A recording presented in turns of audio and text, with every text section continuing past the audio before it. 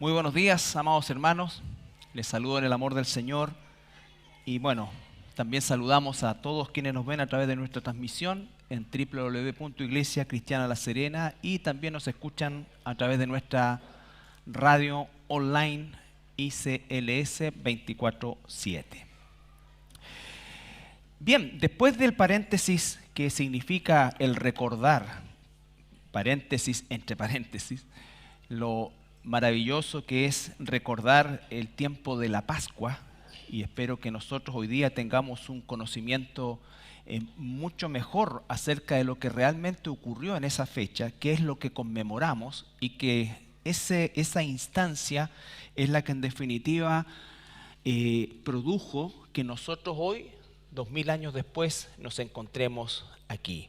Entonces la obra de Jesucristo y el entendimiento que estamos adquiriendo cada vez más acerca principalmente de las fiestas del Señor, de las instancias que realmente nos revela el Antiguo Testamento, sin duda alguna que enriquece completamente lo que es nuestro aprecio y nuestra gratitud a la obra de nuestro Señor. El día de hoy retomamos nuestro estudio de Romanos y estamos en el capítulo 8 ya hace un par de domingos. Y el capítulo 8, que es un capítulo muy extenso, tiene 39 versículos. No quiere ir a la escuela bíblica, pero...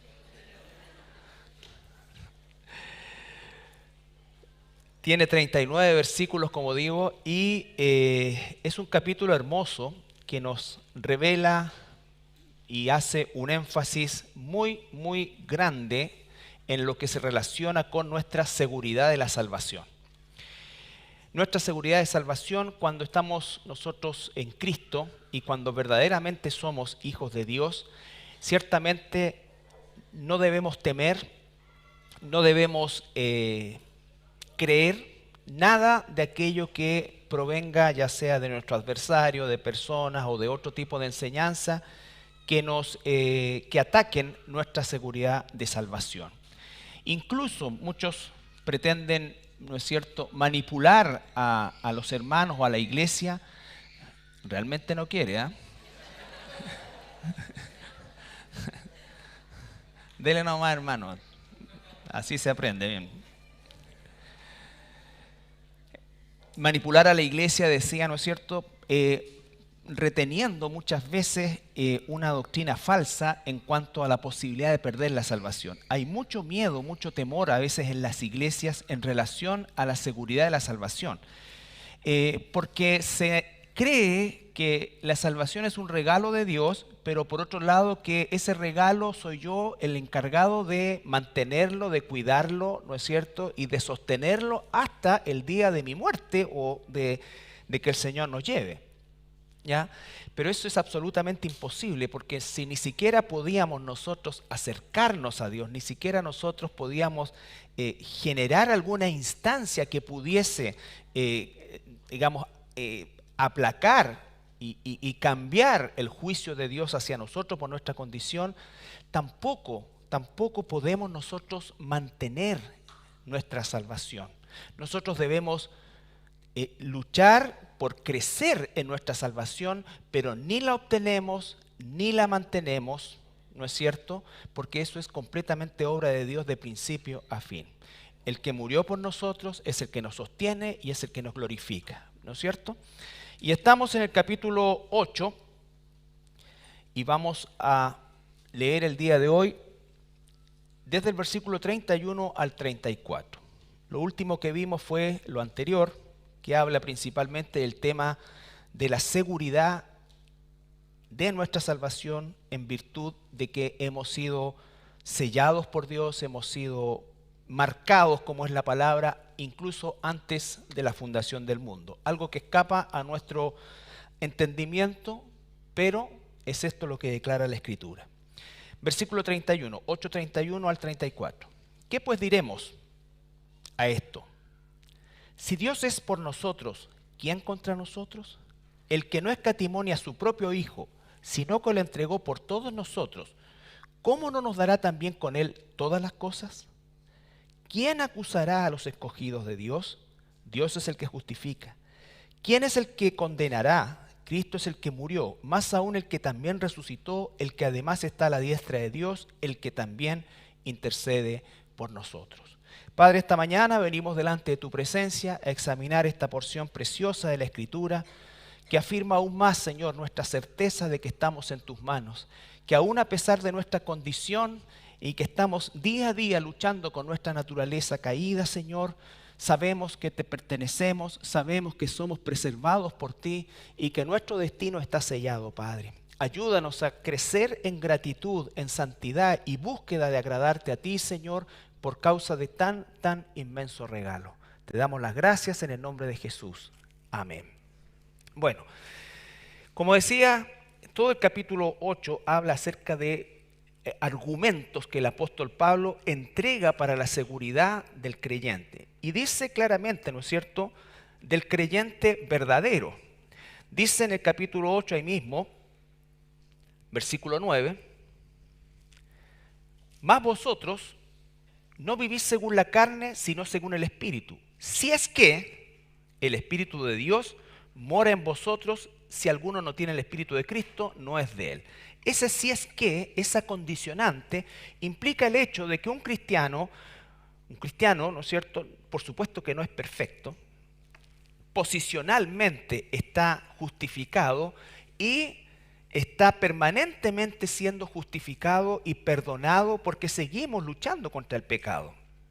Nosotros cuando leemos Romanos, ¿no es cierto?, y el mismo apóstol hacía preguntas, capítulos anteriores, donde decía, bueno, ahora que somos salvos y no tenemos condenación y que estamos seguros, ¿significa que vamos a pecar deliberadamente? Y la respuesta es un rotundo no, porque el verdadero Hijo de Dios no va a buscar pecar, ¿no es cierto?, abiertamente o descaradamente o inconscientemente, inconsciente en el sentido de no tomar conciencia de lo que está haciendo, sino que efectivamente va a luchar contra eso.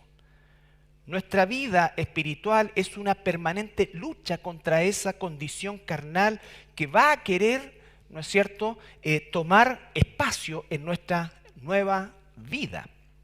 Por lo tanto, un hijo de Dios no es alguien que se ve incólume, un hijo de Dios es alguien que se ve fiel a Dios, alguien que lucha, ¿no es cierto?, alguien que es capaz de reconocer su pecado delante de Dios y de los demás, alguien que acepta la corrección de Dios, alguien que realmente busca hacer la voluntad de Dios, aunque sabemos que no somos perfectos y no lo seremos hasta el día en que Él nos, la última etapa, glorifique.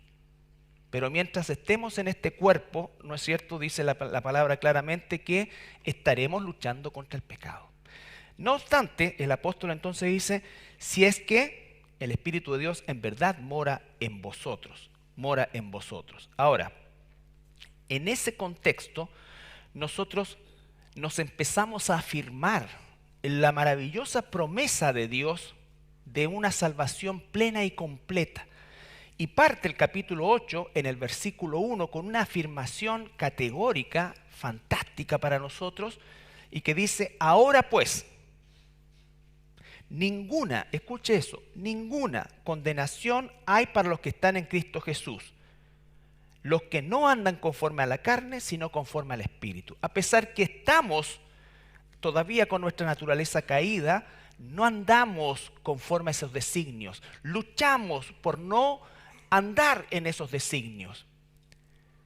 Pero la salvación no se pierde porque tú no vienes a la iglesia. La salvación no se pierde porque no ofrendas. La salvación, todo eso por supuesto que es una muestra y un fruto de que somos hijos de Dios. Pero no lo hacemos porque estamos queriendo ganar algo o sostener algo. Lo hacemos porque nuestro corazón debe desbordar de gratitud a Dios. Y para poder crecer, y si Él me dice, soy parte del cuerpo, y Él me dice, no dejes de congregarte, porque aunque soy un hijo de Dios, si dejo de hacerlo, lo que va a pasar es que voy a comenzar a darle espacio a esa naturaleza carnal y muchas veces hasta el punto de parecer no un cristiano. Eso, hermanos, es la razón de esto. Todo lo que nosotros hacemos no es para ganar nada. Él ya lo ganó todo. No nos ganamos el favor de Dios.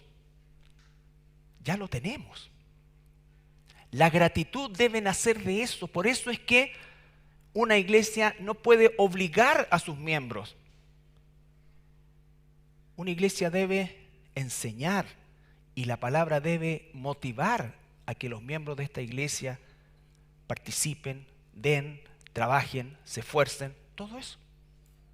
Un pastor no opera como un capataz ni amenaza con que si no estás vas a perder tu salvación. Eso es herejía. Y si alguien definitivamente nunca más o durante todo el tiempo vive, se goza, se revuelca, justifica el pecado, es muy probable que esa persona nunca haya alcanzado salvación y que el Espíritu de Dios no mora en él o en ella. Porque debe haber una marca. Por eso dice la Escritura, por los frutos se conoce. El árbol bueno no puede dar malos frutos y viceversa.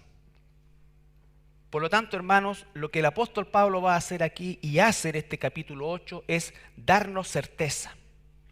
Darnos certeza. Sí, Satanás a veces viene a nuestra mente y nos dice cosas, ¿no es cierto? Porque a veces hasta nosotros mismos nos sorprendemos de lo que podemos llegar a pensar, ¿no es cierto? Pero es ahí donde tenemos que seguir orando, seguir luchando, dando la batalla. Y eso se tiene que transformar, esa transformación, tiene que expresarse hacia afuera. ¿Cuáles son los frutos del Espíritu? Amor, gozo, paz, paciencia, bondad, benignidad, templanza o dominio propio. Contra tales cosas dice, ¿qué ley puede castigarnos? ¿No es cierto? Entonces, la importancia de entender eso, de nuestra salvación, de la seguridad de nuestra salvación. Y el versículo 31 comienza diciendo, ¿qué pues diremos a esto? Si Dios es por nosotros, ¿quién contra nosotros? Aquí el apóstol, desde el versículo 31 hasta el 39, que vamos a ver la segunda parte la próxima semana, la primera parte se va a enfocar en quién, vale decir, personas, seres. ¿Quién? La segunda parte, ¿en qué? Circunstancias. La segunda parte dice tribulación, situaciones. Un verdadero hijo de Dios, pese a su lucha, ¿no es cierto?, pese a su condición como hijo de Dios, enfrentará situaciones difíciles, enfrentará personas difíciles, enfrentará ataques de personas. Pero la pregunta es, después de este versículo, y aquí el apóstol Pablo podría haber terminado su argumento, porque con el solo hecho de decir, si Dios es por nosotros, ¿quién contra nosotros? Ese quién, para que pudiera quitarnos la salvación, tendría que ser mayor que Dios. Y si hay alguien mayor que Dios, entonces Dios ya no es Dios. Y se cae toda la teología y nuestra fe, como dice el apóstol en Corintios, resulta ser vana en el concepto de la resurrección. ¿Quién puede estar por sobre Dios? Entonces parte, al igual que el versículo 1 que dice ninguna condenación, ahora dice ¿quién? ¿Quién? ¿Quién puede separarnos del amor de Dios? Ciertamente el mundo, personas, familia incluso, querrán separarte del amor de Dios. La Biblia dice incluso que a veces el padre contra la madre, el hijo contra el padre, y a veces los enemigos, entre comillas, están dentro de nuestra propia familia. Pero eso significa efectivamente que tenemos que saber que nadie puede quitarnos de las manos de Dios. Entonces parte diciendo eso que nos habla de la protección de Dios. ¿Quién contra nosotros? Salmo 27:1.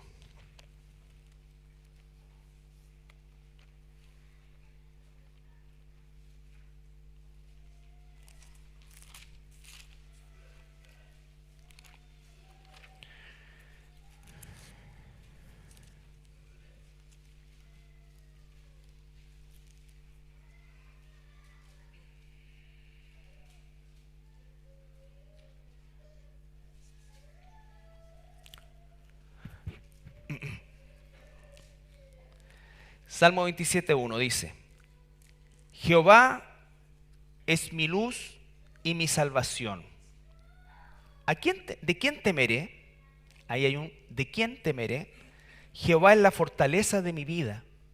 ¿De quién he de atemorizarme? Entonces el rey David, claramente inspirado por el Espíritu Santo, ratifica lo que siglos después, inspirado por el Espíritu Santo, el apóstol Pablo también diría: ¿quién? Si Dios es por nosotros, ¿quién contra nosotros? David dice: Jehová es mi luz y mi salvación. ¿De quién temeré? Jehová es la fortaleza de mi vida. ¿De quién he de atemorizarme? Muchas veces los cristianos le tenemos más miedo a personas que a Dios. Y cedemos a peticiones que a veces incluso rayan en lo pecaminoso por temor a personas y no a Dios.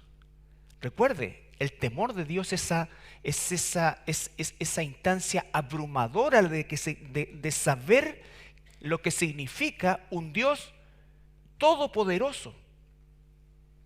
Y si Él me dice para allá y me están obligando a ir para allá, ¿qué voy a hacer?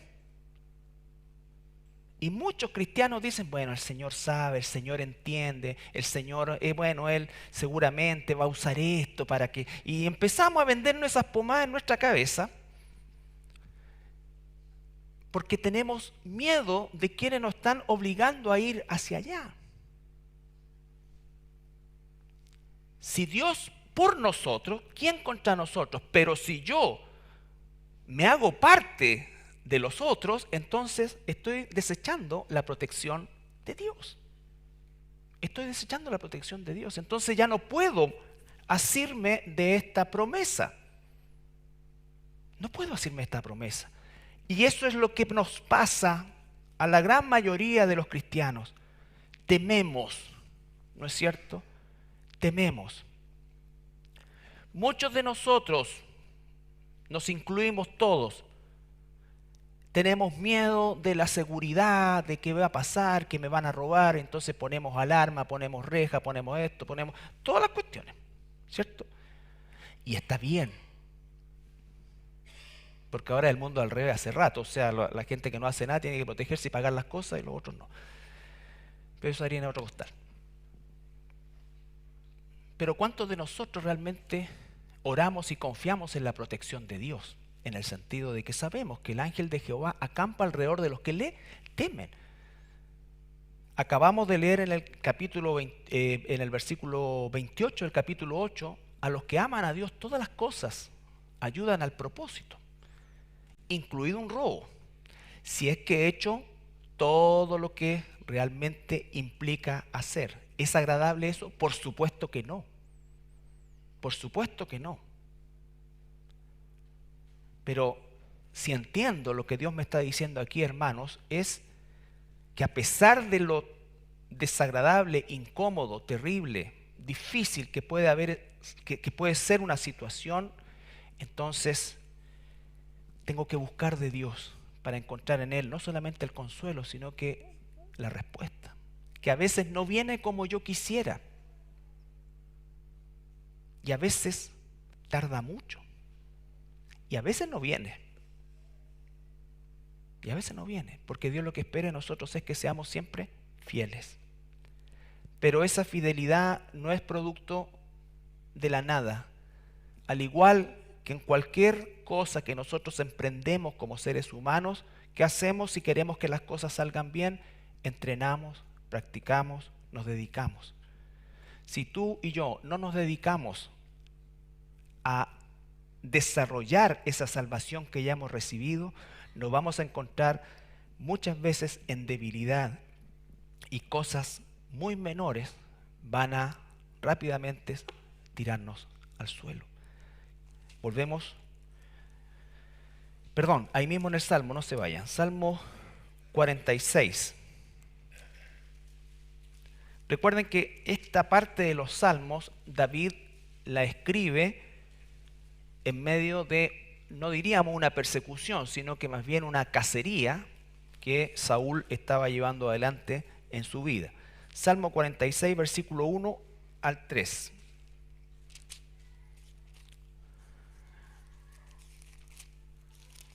estaba en el 36, son 10 salmos más allá.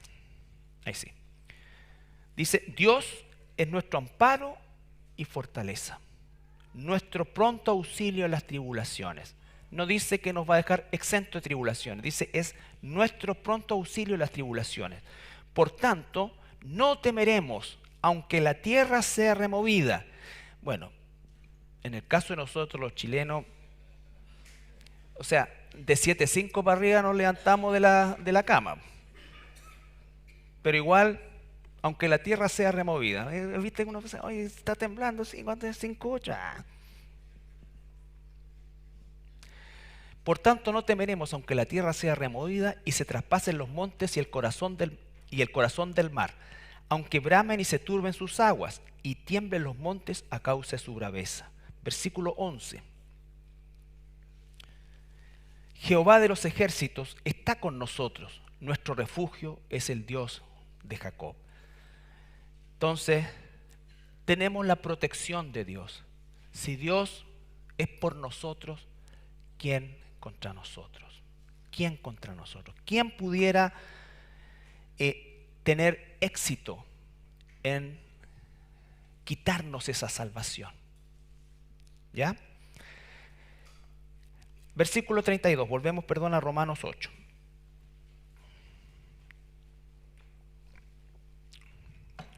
Pablo usa acá una técnica literaria de que se hace pregunta y se la responde, pero además es una sobreargumentación.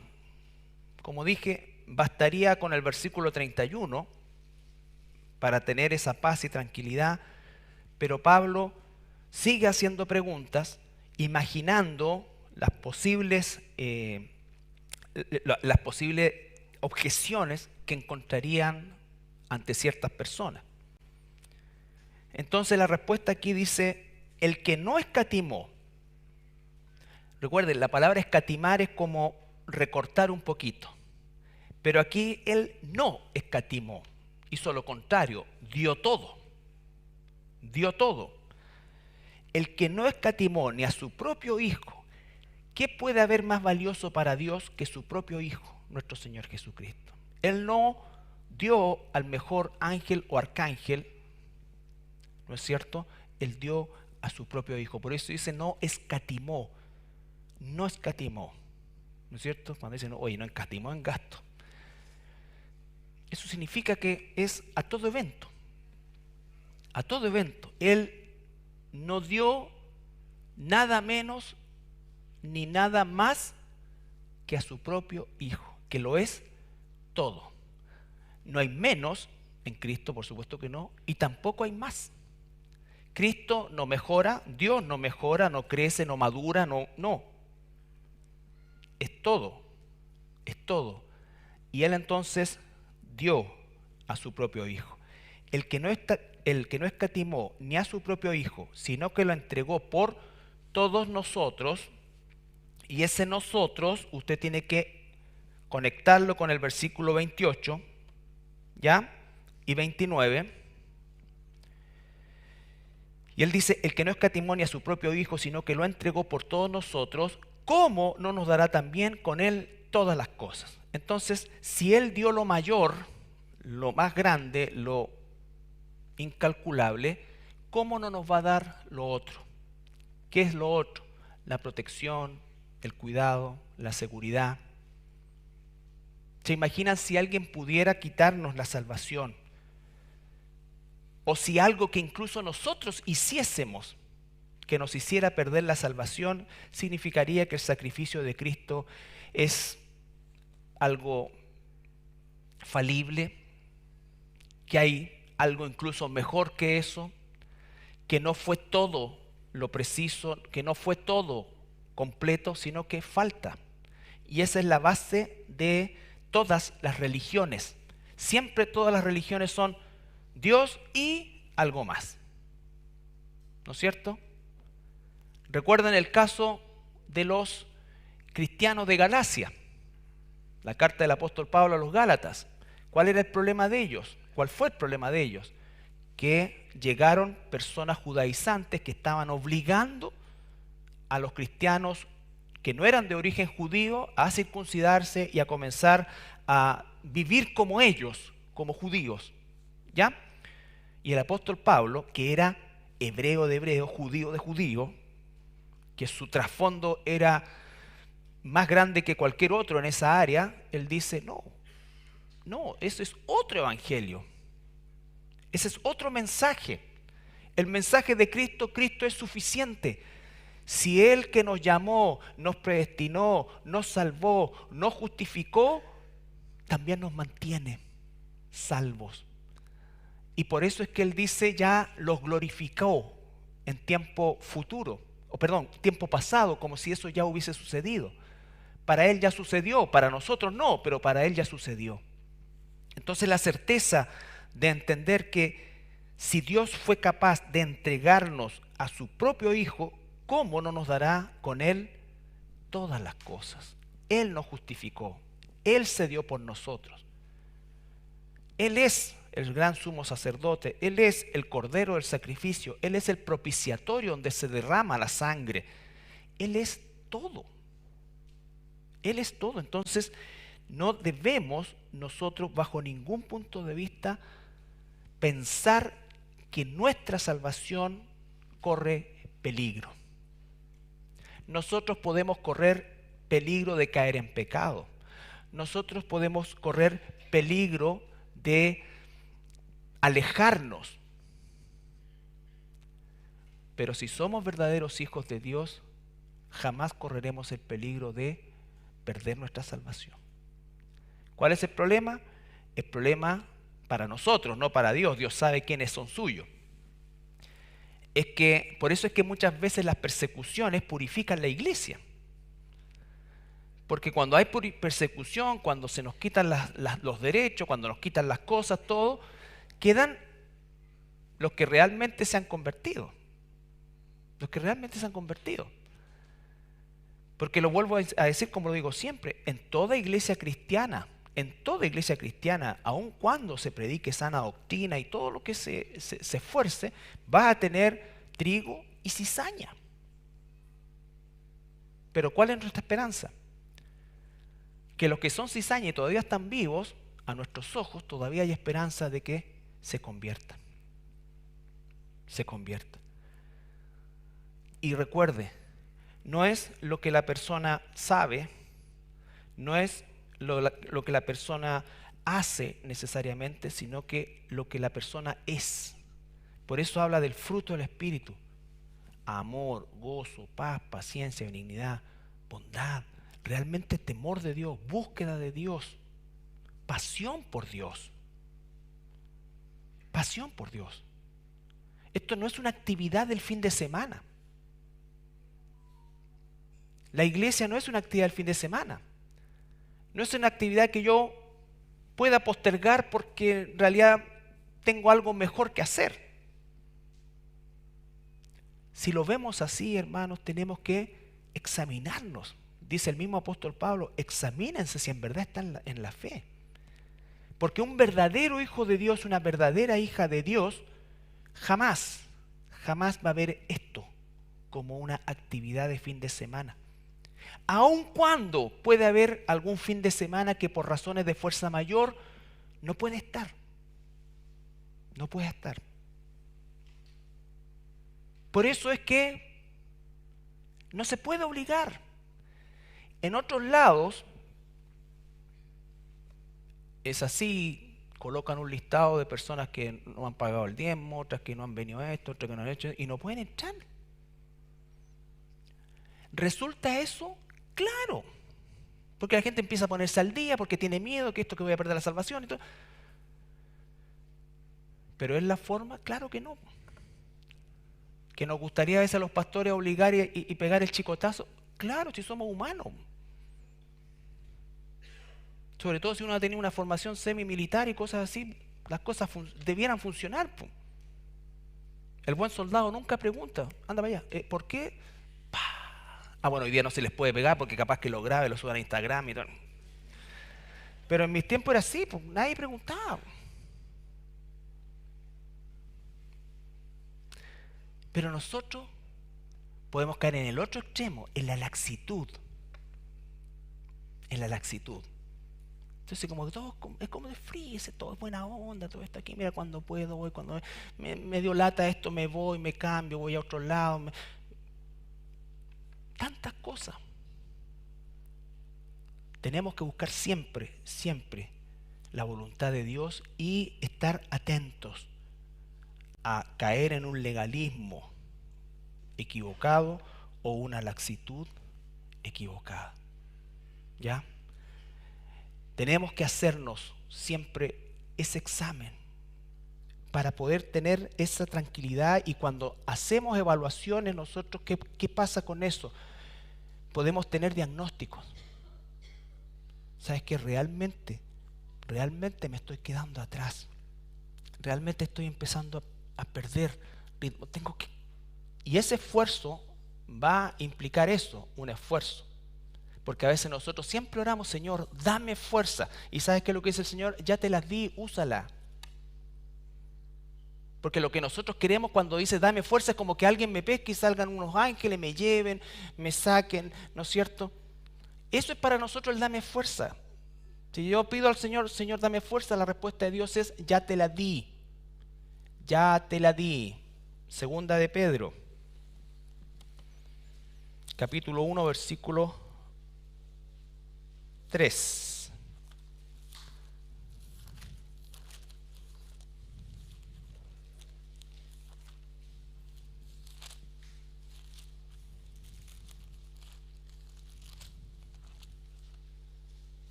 Segunda de Pedro, capítulo 1, versículo 3.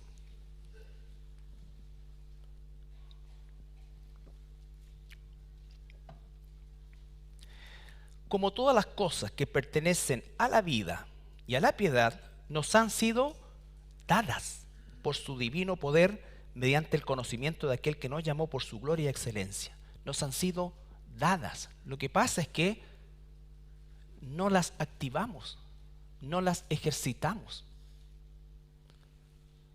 Pero en el Señor nos ha sido todo dado. Entonces, aquel que no escatimó ni a su propio Hijo, no solamente me mantiene, no solamente me salvó posicionalmente, me cambió mi destino, no solamente me mantiene salvo, sino que además me da todo lo que necesito para la vida y la piedad. Pero yo no lo busco, yo no lo tomo.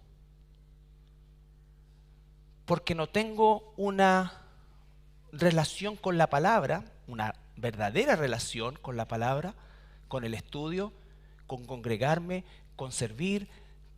Esos son los medios que Dios nos ha dado para crecer. Si yo no los tomo, no va a pasar. No va a pasar, hermano. Y eso requiere, claro, esfuerzo, dedicación. Eso es lo que tenemos que poner nosotros.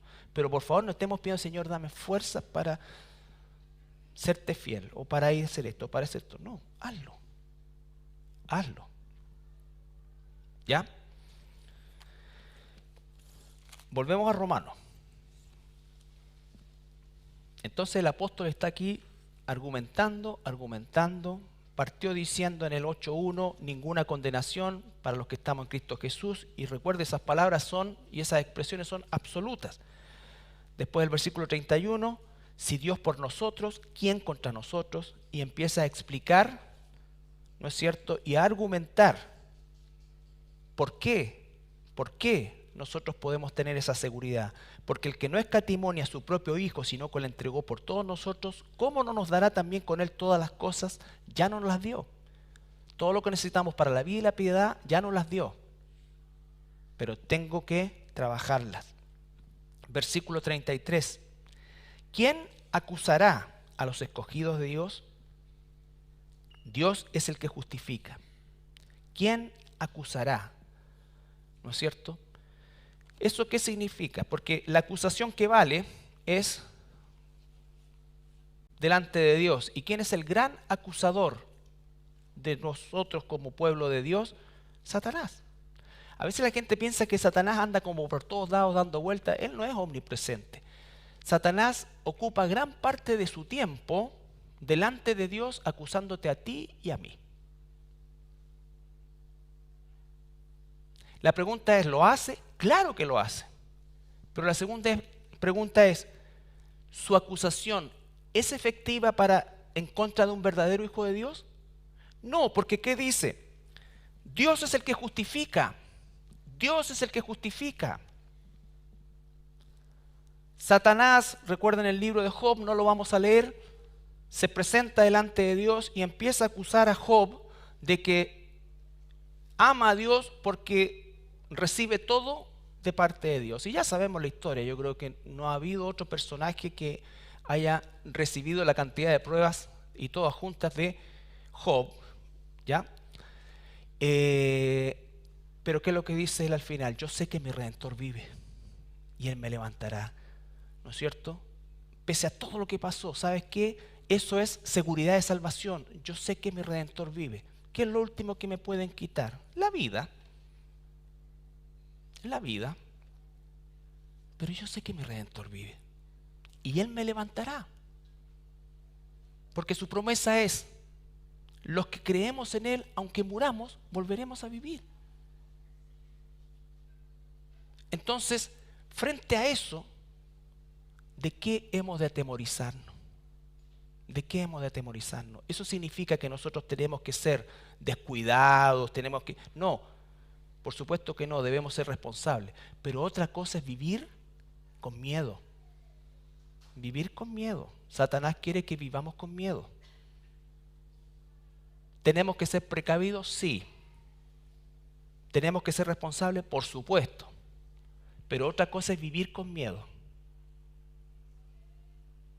¿Ya? ¿Quién acusará a los escogidos de Dios? Bueno, Satanás lo hace. Apocalipsis 12:10. La pregunta es, ¿tienen éxito esas acusaciones? No. Apocalipsis 12:10.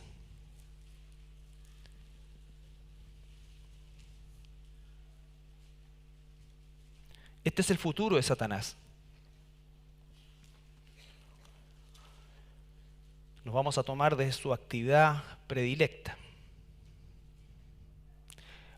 Entonces oí una gran voz en el cielo que decía, ahora ha venido la salvación, el poder y el reino de nuestro Dios y la autoridad de su Cristo, porque ha sido lanzado fuera el acusador de nuestros hermanos, el que los acusaba delante de nuestro Dios día y noche. O sea, todo el tiempo acusando. Muchas veces nosotros decimos, oye, Satanás me engañó. No, es probable que haya sido un demonio de tercer enjuague en el caso nuestro. Porque Satanás está delante del trono, no sé, porque nos creemos hasta eso, somos jactanciosos, como que Satanás mismo va a venir. No. Él está delante del trono. Mira, ahí está, ese es pastor, pues mira cómo pensó. Mira. Y eso viene a tu mente. Mira lo que está pensando, mira lo que hizo, mira lo que dijo. Mintió porque estaba. Mintió. ¿No es cierto? Mira cómo reaccionó. Entonces eso empieza a ser en eso se lleva. Porque los que están muertos en Cristo, Satanás no necesita preocuparse de ellos, están muertos espiritualmente. Pero de nosotros, eso es. Ahora, ¿significa eso que nosotros no tomemos en cuenta esto en el sentido de hacer lo que se nos dé la gana? Por supuesto que no, hermanos. Y yo espero que todos nosotros tengamos sobreentendido eso, y alguien puede decir, ay, pero mira, ese se llama cristiano y mira cómo vive.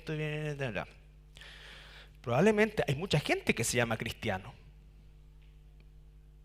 Mucha gente que se llama cristiano. Por eso es que la Biblia dice, por sus frutos se conoce. Pero tampoco el otro extremo es esperar a alguien que no tenga ninguna falta. Porque la tenemos. Pero el acusador nuestro no tiene éxito en su acusación, porque es Dios mismo quien nos justifica. Él nos justificó, su sangre nos limpió y nos sigue limpiando. Nos sigue limpiando. Y por eso, hermanos, que nuestra gratitud, uno no sabe cómo traspasarla, porque no se puede traspasar, pero en verdad es Es eso lo que tiene que crecer en nuestros corazones, el amor a Dios, la gratitud a Dios, a lo que Dios ama. Dios amó tanto a su iglesia que dio su vida por ella. Si yo no amo la iglesia, si yo no amo lo que Dios ama, no estoy expresando su amor.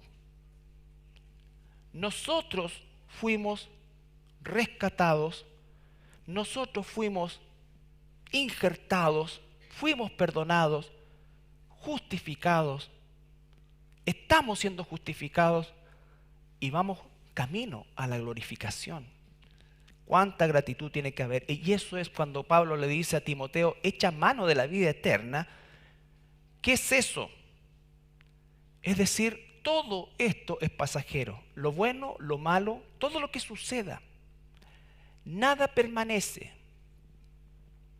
Nada permanece. Y el tiempo está pasando, hermanos, cada vez más rápido.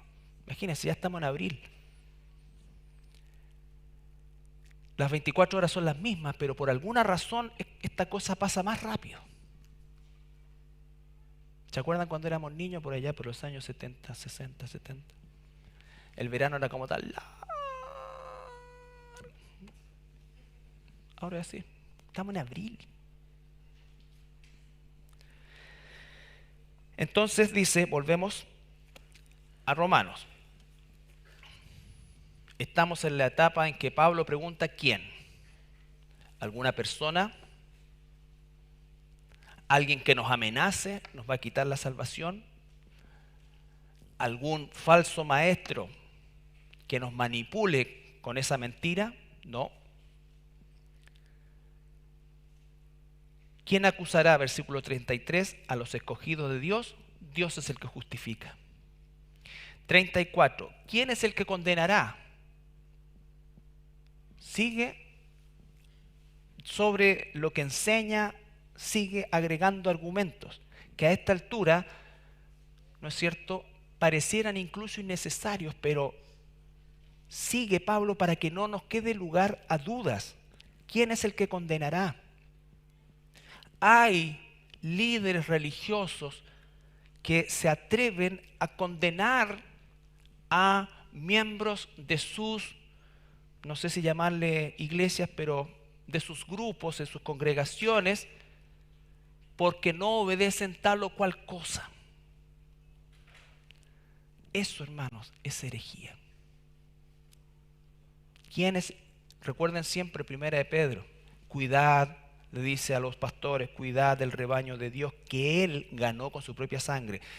¿No es cierto? No por ganancia deshonesta, con ánimo pronto, no como teniendo señorío sobre ellos, sino que siendo un ejemplo. Entonces a veces es terrible cuando alguien usufructa de un poder que no tiene y manipula a las personas en función de esto, de que van a perder la salvación. Por eso dice, ¿quién es el que condenará? Cristo es el que murió. ¿Qué significa que Cristo murió? Significa que Dios mismo pagó la deuda. Dios no solamente vivió sin pecado, murió sin pecado, y la prueba de que la deuda se saldó es la resurrección. Si Jesús no hubiese resucitado, habría sido una especie de mártir que murió por una causa. Pero Jesús resucitó, lo que significa que su muerte venció a la muerte. Y como venció a la muerte, entonces a nosotros nos imputa la misma victoria. La misma victoria. ¿Quién nos va a condenar? La respuesta es nadie. Porque nuestra condenación ya fue en la cruz. Nuestra expiación fue en la cruz. Nuestro perdón fue en la cruz. Y la prueba de que Dios aprobó ese pago es la resurrección. La resurrección de nuestro Señor Jesucristo. La muerte no pudo retenerlo. Él venció a la muerte. Por eso es que Él dijo, el que en mí cree, aunque muera, vivirá. Antes de ir a la cruz, porque Él tenía certeza del propósito de su venida, del efecto de ese sacrificio hasta hoy. ¿Quién es el que condenará? Cristo es el que murió, más aún el que también resucitó. Por supuesto, no solamente murió, resucitó. Él es la Pascua, Él es el pan sin levadura y Él es la primicia. La primicia. Termina diciendo el versículo, el que además está a la diestra de Dios. La Biblia dice que está a la diestra de Dios hasta que ponga a todos sus enemigos debajo de sus pies. ¿Cuál es la función de Jesús hoy a la diestra de Dios? Está el acusador acusando a cada uno de nosotros delante del Padre día y noche. Esta persona no merece que tú la perdones. Es parte de mi reino. Y Jesús dirá, no, es mío. Yo lo compré. Yo lo gané. Está a la diestra de Dios el que también intercede por nosotros. Hermanos, muchísimas veces les he dicho, Jesús no intercede por los que no son suyos. Nosotros tenemos que interceder para que aquellos que no son suyos sean de Él. Si tú no intercedes por tu familia inconversa, pero estoy hablando de interceder de verdad, por la gente que te rodea, aún por aquellos que no te son agradables, porque Jesús intercede por nosotros. Él no puede interceder por aquel que no está justificado. Por aquel que no está justificado. Hebreos, capítulo 7.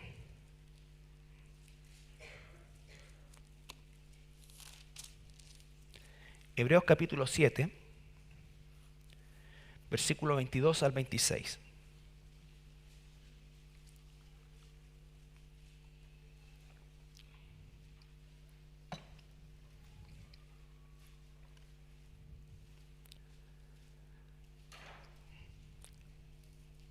Está hablando de la obra de Jesús, ¿no es cierto? Y Hebreos es un libro especial porque Hebreos es lo que logra esa fusión entre lo que era una figura y lo que era el verdadero, nuestro Señor Jesucristo.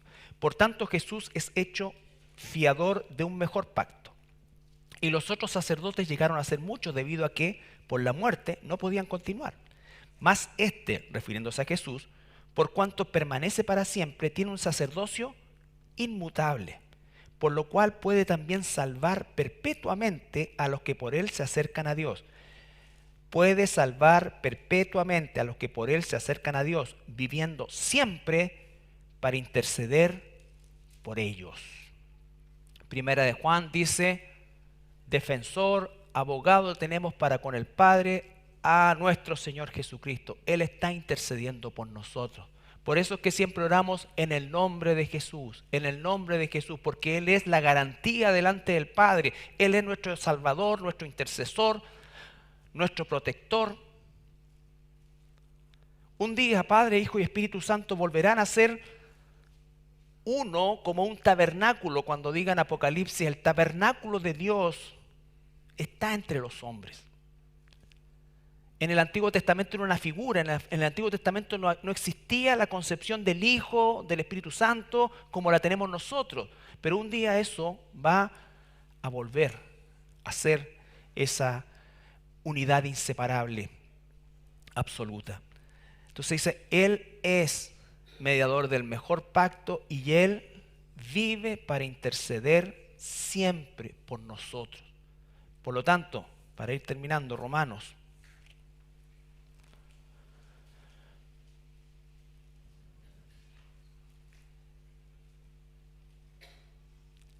versículo 31, 8:31.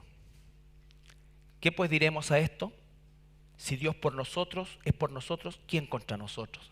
Seguridad, seguridad, protección de Dios total, total.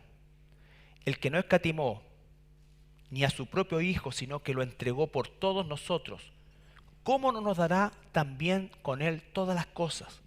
Provisión, nos provee todo lo que necesitamos. Todo lo que necesitamos, nos protege, nos provee. ¿Quién acusará a los escogidos de Dios? Dios es el que justifica. ¿Quién es el que condenará? Cristo es el que murió. Más aún el que también resucitó, el que además está a la diestra de Dios, el que también intercede por nosotros. Eso se llama preservación. Nos protege, nos provee y nos preserva. Seguridad total y absoluta. Solo para terminar, en el Evangelio de Juan,